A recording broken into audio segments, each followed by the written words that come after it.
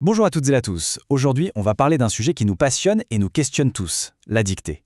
Mais attendez, et si on changeait complètement notre regard sur elle? Si au lieu d'être juste un moyen de compter les erreurs, elle devenait un vrai outil pour apprendre? Eh bien, c'est précisément le pari d'une recherche-action passionnante qui démarre ici, au Togo. Allez, on plonge ensemble dans cette démarche innovante. Alors tout part de là, de ce constat de terrain, une phrase de M. Naroukou qui, je pense, résonne en beaucoup d'entre nous.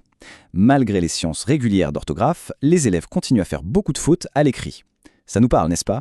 Eh bien voilà, c'est ce constat qui est notre point de départ, le défi précis qu'on a décidé de relever, ensemble. D'accord, on a ce constat. Mais qu'est-ce qu'on en fait? Comment on passe d'une impression, d'un problème ressenti, à quelque chose de concret, un vrai problème sur lequel on peut agir? C'est ça tout l'enjeu. Définir clairement le défi qu'on veut surmonter collectivement. Pour y arriver, il y a eu un moment vraiment déterminant, c'était l'atelier du 4 novembre. C'est là qu'un choix majeur a été fait.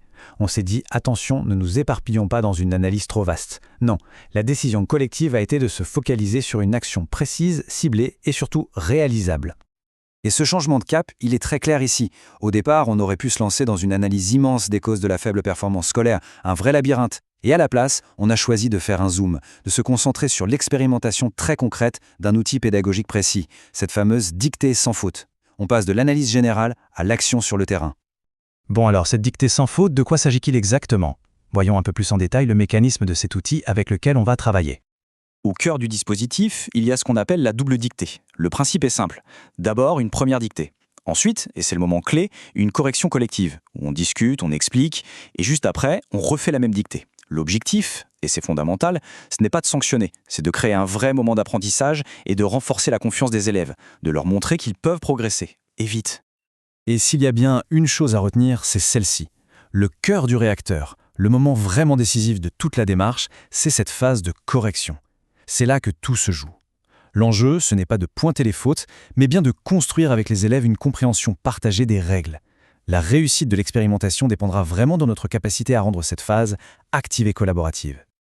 Bien sûr, le chemin ne sera pas sans obstacles. On sait qu'il y a des pièges. Par exemple, le risque que la dictée devienne un simple exercice de mémorisation, du par cœur, ou la tentation de retomber dans une logique d'évaluation au lieu de construire la confiance. Mais le fait de connaître ces défis à l'avance, de les anticiper, c'est déjà la clé pour mener une recherche rigoureuse et efficace. Alors voilà pour les idées. Maintenant, passons au concret. Comment tout ça va se mettre en place dans les semaines à venir? Voici notre feuille de route pour novembre et décembre. Premier point, et il est important, on va démarrer l'expérimentation avec 2 enseignants, seulement 2. C'est un choix stratégique. Pourquoi? Pour garantir un accompagnement de très haute qualité, un suivi vraiment rapproché, hebdomadaire, ce qui est indispensable pour la réussite du projet. On a clairement privilégié la qualité à la quantité.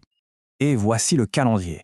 En novembre, on finalise la sélection des enseignants et des écoles et tout de suite on se met au travail pour co-construire le protocole avec eux.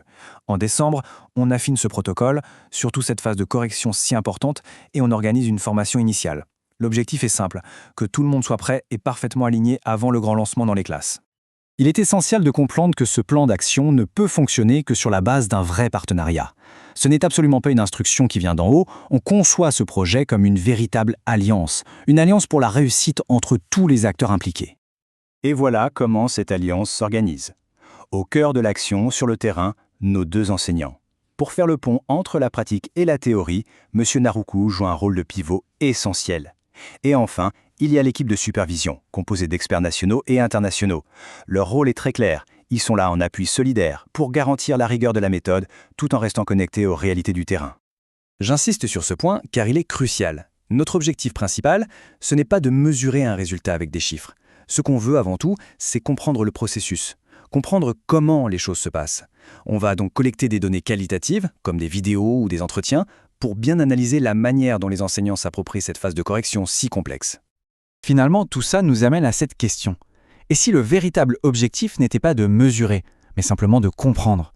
Si on voyait cette recherche moins comme une évaluation et plus comme un voyage, un parcours d'apprentissage qu'on fait tous ensemble.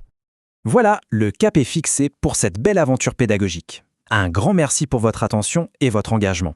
On a vraiment hâte de commencer ce travail avec vous. Cette présentation vous a été proposée par le think tank Haute École Internationale.